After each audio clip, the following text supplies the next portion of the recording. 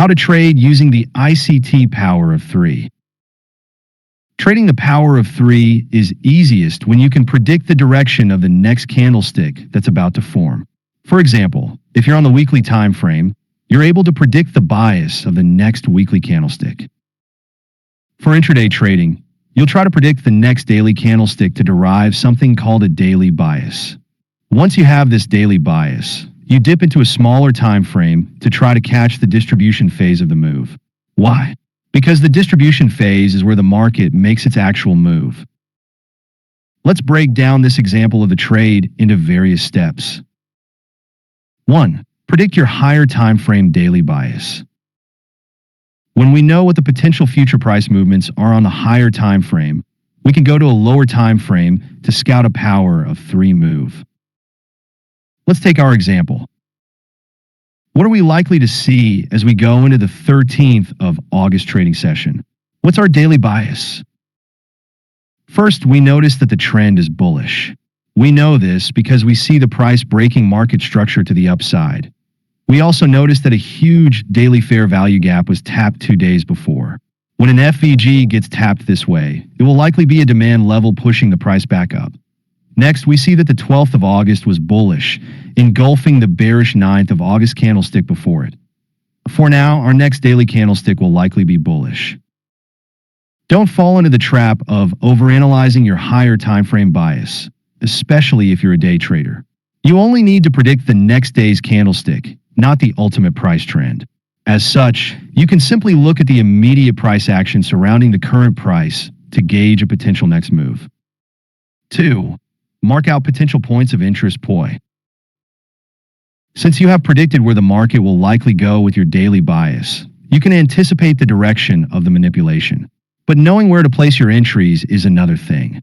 One way to do this is to mark out potential points of interest where the price might manipulate to before reversing. This POI could be an order block, a mitigation block, a breaker block, a fair value gap, or whatever it does for you. You can also mark out this POI on any time frame as long as it's the same or higher than your entry time frame. If, for instance, you're taking your trades on the 15-minute time frame, you can start marking out POIs on any time frame between the 15-minute and the daily, since we're using a daily bias. Just know that the lower the time frame, the more POIs you get. And the more POIs you get, the higher the chances that many are only inducement levels. For our example, we know that our daily bias is bullish, and we expect the next candlestick to be bullish. We next go to the 4-hour time frame to mark out any points of interest. We notice that a fair value gap from the previous price swing has been inverted. That's a sign that the price is likely to reverse. 3. Wait for accumulation and manipulation. Now that we have our daily bias and our potential reversal point, what's next is to await your accumulation and manipulation. For forex charts, the Asian session is often the accumulation phase, especially for the non-AUD and JPY pairs. The reason is that the Asian session has the least trading volume for those pairs, hence less volatility. You're also likely to get a range-bound movement during this trading session. All of these are markers of the accumulation phase. Next is the manipulation. For a bullish daily bias, you're expecting a bearish manipulation, preferably one that falls lower than the support of the Asian range. And for a bearish trade, you're looking for a bullish manipulation, preferably one that rises higher than the resistance level of the Asian range. This manipulation will often occur during the early London session or just before, but this is not a given. Sometimes, the manipulation lasts until the New York session. Let's return to our example for a minute. See that the Asian range shows signs of deadness with low volatility. That was our accumulation. Then came the manipulation, where the price suddenly broke downwards, mimicking a bearish breakout. 4. Wait for signs of reversal and enter your trade. How do you know if the manipulation is over? You don't know, but you can look for signs of reversal. And that's where your trade entry comes in. In our example, notice how the price manipulates into our potential reversal point of interest. And when it gets here, the market changes character, leaving a mitigation block behind.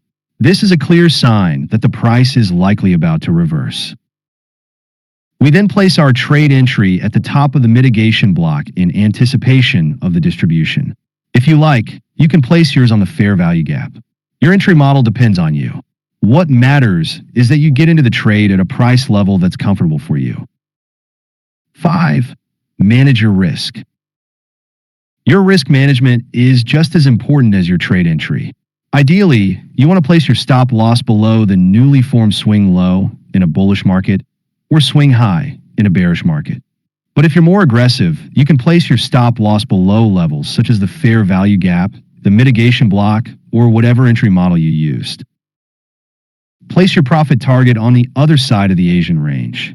Remember that you have a daily basis. That means you expect the market to distribute in the direction of your daily bias. If your daily bias is correct, the price will likely close past the other side of the Asian range. Returning to our example, our stop loss is below the swing low, and our take profit is just above the resistance side of the Asian range. See how the trade works out below. Tips on using the ICT Power of Three. As you try to identify and use the Power of Three, here are some tips you should consider. 1. Master the basics of price action. Before diving deep into the ICT Power of Three, ensure you have a solid understanding of price action. This includes recognizing key price patterns, understanding support and resistance levels, and being able to read candlestick formations. The Power of Three relies heavily on price action analysis, so mastering these fundamentals is essential. 2. Use multiple time frames for confirmation. The ICT Power of Three can be observed across various time frames, but it's essential to use multiple time frames to confirm your analysis. For instance, a phase that appears on a 15-minute chart might look different on a 1-hour or daily chart. Using various time frames helps you align your trades with the broader market context and avoid false signals. 3. Combine with other tools. While the Power of Three is powerful on its own, it can be further enhanced when combined with other trading tools such as Fibonacci retracements, supply and demand levels, and volume profile analysis. These tools can help refine the identification of phases and provide additional confirmation for trade setups. 3. Patience and discipline. The Power of Three requires patience and discipline, as traders need to wait for each phase to unfold before taking action. This means resisting the temptation to jump into trades too early, especially during the accumulation and manipulation phases, and instead waiting for the distribution phase to capitalize on the trend. 4. Don't ignore the broader context. Traders focusing too narrowly on the price action without considering the broader market context may misinterpret the entire Power of Three move. Understanding market sentiment, key levels, and the behavior of major players can help avoid this mistake. ICT Power of Three, or AMD setup, works in every market which follows time. The markets which have an opening and closing time and can be monitored like stocks, forex, commodities, indexes, futures, and crypto market are the best to trade using ICT Power of Three strategy. That was it for this episode. See you in the next one.